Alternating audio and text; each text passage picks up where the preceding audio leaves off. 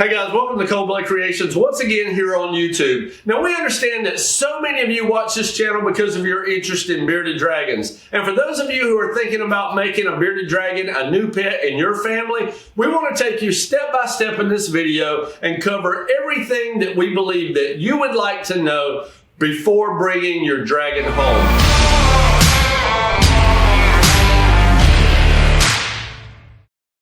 So the first thing that you want to do prior to bringing your dragon home is to make sure that you have a good source of food. And by source of food, I mean not only fresh produce like greens and carrots and vegetables, but also a good source for protein such as crickets, mealworms, roaches, and so forth. Oftentimes when I'm talking to our customers, I find out that they have their cage set up, they have their lights, they have all the things they need, but they're not sure about their food source. That's kind of putting the cart before the horse, so to speak, in that you can have the most beautiful cage possible. However, if you don't have the appropriate food source, you're not going to do your dragon any kind of favors. So when it comes to insects, the question we get is which insects are the best? And what we like to tell people is all of them. What we mean by that is simply don't use one insect exclusively as a food source. Utilize a variety of insects, whatever you can get your hands on. Many of the big box pet stores sell crickets in appropriate sizes. What we recommend you do with mealworms is simply keep them in your refrigerator and use them as a backup.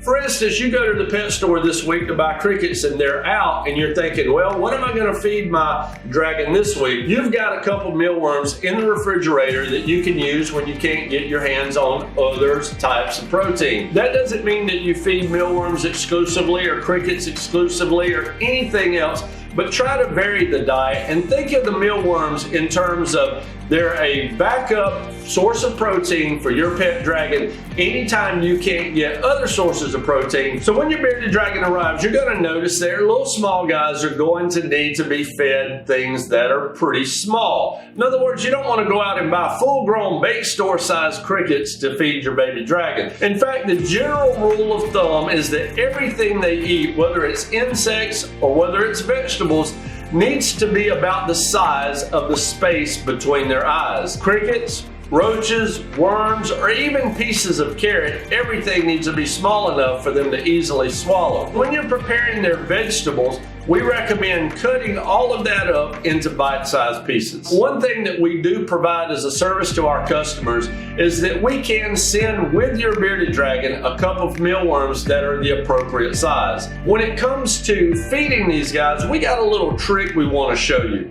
Now, basically, you're going to be keeping your mealworms in the refrigerator full time when you're not using them as food. Whenever you don't have access to crickets or roaches or whatever you're going to use as your staple form of protein, all you have to do is simply take them out of the refrigerator, let them sit at room temperature for about an hour, and those mealworms will begin to feed on the food that's in the cup with them. Once they feed on that, they get their guts loaded up with the vitamins and minerals of that food. Simply take them out, give them to your bearded dragon. Now, one little trick to keep you from having to dig through all of that food to get your mealworms is to simply cut a piece of carrot, place it on the top of the mealworms, and put the lid back on. Come back in about 20 minutes and those mealworms will all be sitting on the top of that carrot. Simply pick the carrot up, knock the mealworms off into your dragon's feeding tub, and then remove the carrot when you're done, put the lid back on, place your mealworms back into the refrigerator. And for those of you who hear me talking about mealworms, but you've read somewhere else that bearded dragons cannot be fed mealworms,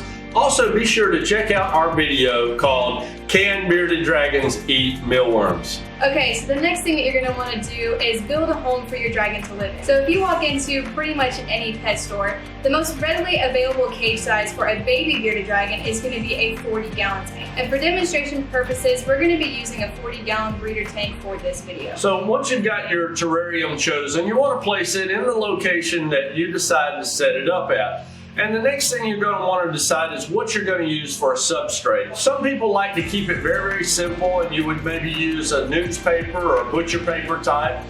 Some people have even asked us about tile. Tile is perfect for a substrate, but the vast majority of customers that we hear from want their terrarium to look as natural as possible. And if that is you, then we're going to recommend Zoo Med's Desert Sand products. Now, I know there's some of you watching this that have heard, well, sand is a horrible thing. You shouldn't use sand because sand will cause impaction if you feed your dragons on sand. However, I want to remind you that if you utilize the directions that we shared with you in our video about not feeding your dragon in a cage, sand will be perfectly safe for your dragon. The threat of sand comes more when a dragon is fed on the sand, whereas they get a mouthful of it when they're lunging for insects. If you use a separate feeding container, that eliminates the problem or the threats associated with using a more natural looking substrate like this Zoo Med sand. Now, there's a couple of different products here that you can use.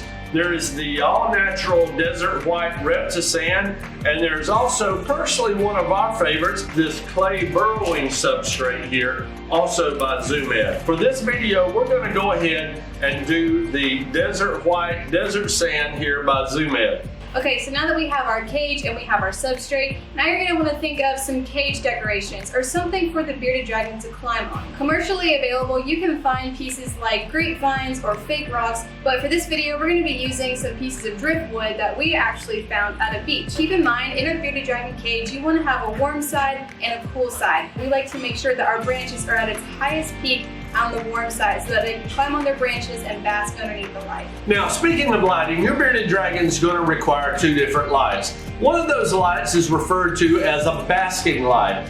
The purpose of a basking light is to allow your bearded dragon to thermoregulate their body temperature. Bearded dragons, being cold-blooded, as we like to commonly refer to them as, will need some source of heat that they can get their body up to optimal temperature for the digestion of food and other activities. The other light they're going to need is referred to as a UVB light. That is a light that's going to aid in the production of vitamin D3 in your bearded dragon. Now, Zoo Med has been nice enough to allow us to use some of their products for demonstration. We're going to show you how to set up these products in your dragon's enclosure. So we're going to start with our basking light to provide our dragon with a heat source. Now, the purpose of this dome is so that the heat is projected downwards toward the dragon.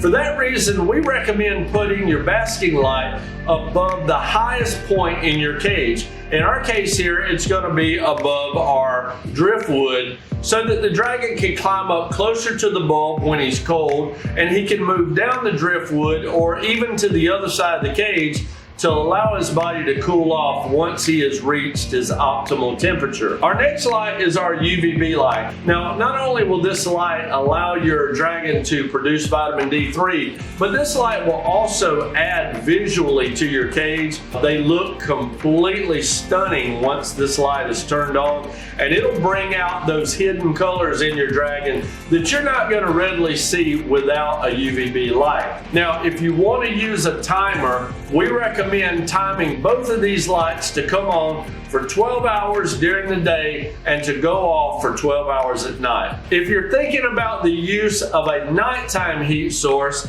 be sure to check out our video on Does Your Bearded Dragon Need Nighttime Lighting? So you'll notice on this 40-gallon breeder cage that this particular Zoo Med light covers from side to side, and it allows the cover to come off. However, the light needs to be taken off every time the cage is open. You're going to have to find somewhere to place your light on a piece of tile or something so that you don't burn your floor, particularly if you have carpet or if you have a wood floor. However, if you want to use something so that you don't have to remove the basking light each and every time you open the cage, once again, Zoo Med has you covered with this convenient light stand. Simply put the stand together, place it over on the side, and hang your basking light over the highest point of your fixture. Now your cage door can open and shut without having to remove the basking light each and every time. All right, guys, and last but not least, probably what I consider to be one of the most